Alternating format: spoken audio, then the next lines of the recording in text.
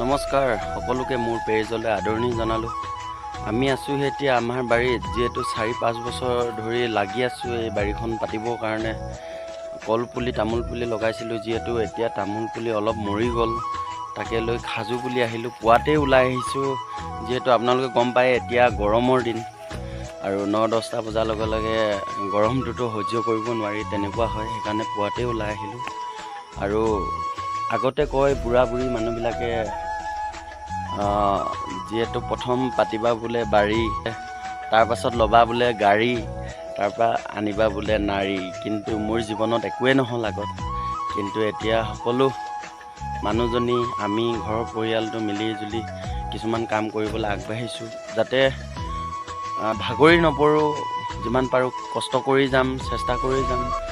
আপোনালোকে সকলোৱে আশীৰ্বাদ কৰি যাব, আমাৰ যাতে ঘৰৰ পৰিয়ালটো সুখী হৈ থাকিব পাৰোঁ, মিলি জুলি থাকিব পাৰোঁ। আৰু আপোনালোকৰ ঘৰৰ পৰিয়ালটিৰ লগতো আপোনালোকে সকলোৱে সুখী হৈ থাকক, আগুৱাই যাওক। আজিলৈ ভিডিঅ'টো ইমানেই। ধন্যবাদ। জয় আই অসম।